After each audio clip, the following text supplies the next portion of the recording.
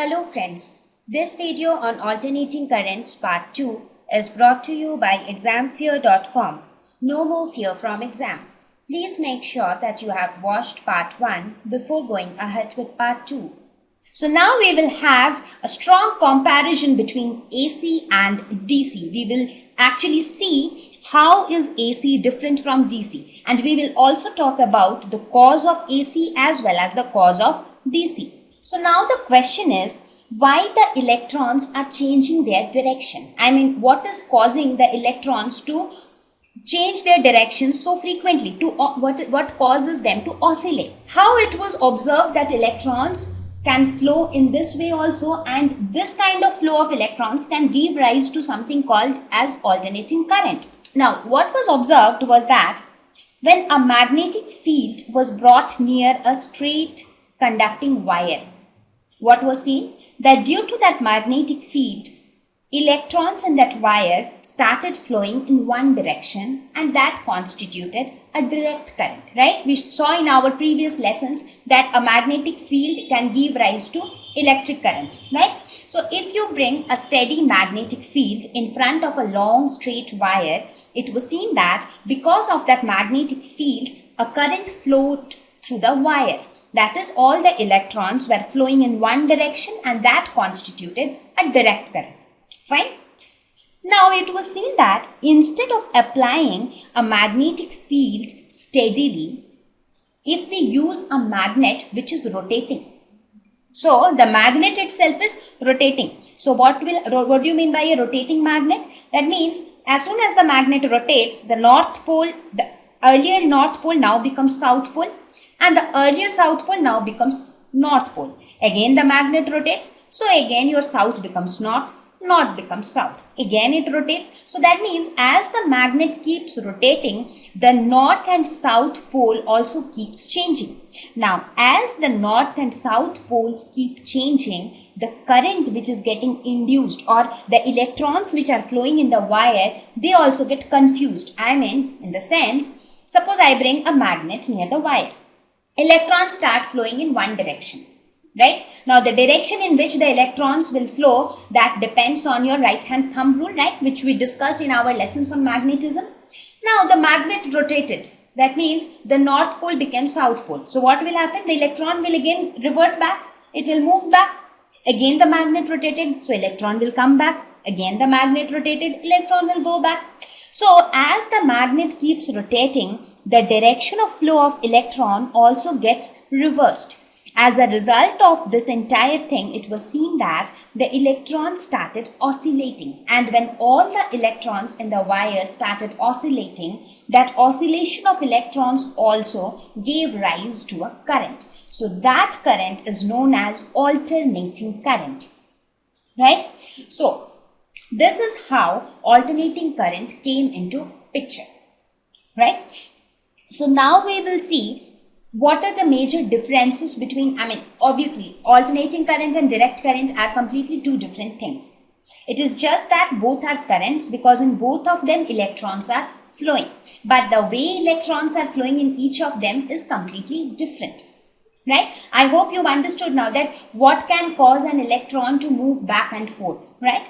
So let us look at the differences between direct current and alternating current. When we talk of direct current, electrons flow in one direction. In alternating current, electrons flow in both directions alternately. In direct current, the magnitude of current remains constant. As I mentioned before also, if I say that the current flowing in this wire is 2 amperes, that means it is 2 amperes everywhere at every instant of time.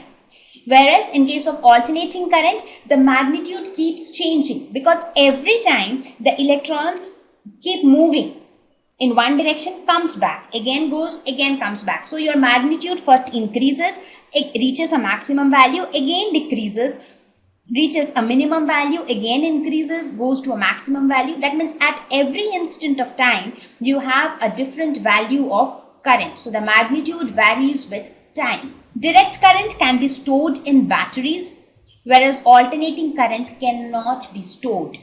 So from where do we get alternating current? You might ask that, okay, fine. If I take a battery and if I connect it to a circuit, I will get direct current because that battery will cause the electrons to move in one direction. But if there is no way that I can store alternating current, then how can I make use of alternating current? How will I be able to use alternating current in some circuit? Well, however, alternating current cannot be stored, but the way we have our generators, right? So we have something called AC generators. So AC generators are something which generates alternating current. So the current which you get, we have discussed about AC generators in our previous lesson, right? So in that, if you see, the output which you get out of that generator is an alternating current, which is a current which varies like a sine function with time.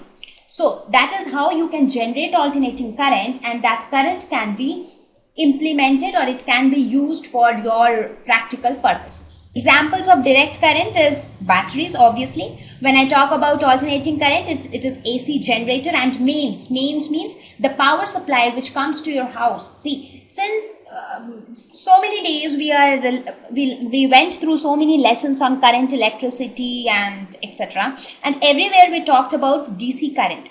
So, but when you look at your houses, the power supply which comes to your houses, which makes your tube light glow, your bulb glow, your fan, your AC and everything, the power supply, that is not a direct current, that is an alternating current. So that sounds interesting, right? Because that is the most important application which you see of alternating current, and I will explain you in detail that how alternating current is used in power supply and why is it alternating current that is used in power supplies and not direct current. So we will talk about all those things in the later half of the lesson. We will talk about all those things only when you become comfortable with the basics of alternating current, because till now we have just defined what is alternating current. As we go further, we will also get some more information about AC circuits. That is those circuits where the power supply is not DC, the power supply is AC. So we will study about all those circuits, and then when we are comfortable about AC circuits, I will talk about the power supplies working, which you see in your homes, right? So now if I represent graphically, this is how your DC current will look like, and this is how your AC current will look like. So that means this green line which you see here represents your direct current. So if you see, with time the magnitude remains the same and there is no change in direction because the electrons are flowing only in one direction. Whereas the one represented as a sine wave is your AC current, right? So this was the introduction to alternating current. So I hope that you have got some idea about, okay, the alternating current should be somewhat like this, right? So you have got that basic idea or that basic definition of alternating current. So now in this chapter, what is our motto to learn in this chapter is the behavior of different AC circuits. That means we will talk about, in our previous lessons, we talked about resistors, capacitors, inductors. We have talked about their behaviors, and we have also talked about DC circuits. That means you have a power supply which may be of EMF, say 2 volts, right? And how much current will it give to the circuit? So we have talked about the power supplies. We have always considered that the power supply is a DC power supply, right? So now we will talk about our circuits which will have the basic circuit elements, that is resistors, capacitors and inductors, and we will see that how does it affect our circuit elements when the source is a AC power supply. For example, if I have an AC power supply and if I have a resistor connected to it, how will it affect the resistor? Or if I have an inductor connected to it or a capacitor connected to it, or maybe 3 of them connected to it, or any 2 of them connected to it. So how would the circuit respond to the AC power supply? So that is our aim in this lesson. So one by one we will discuss about resistors, resistor circuits, inductor circuits, capacitor circuits and a combination of these 3. So once we are done with that, you will get a better idea of the behavior of AC circuits. How do they behave?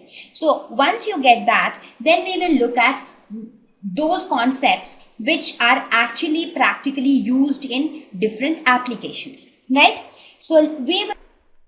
Thank you.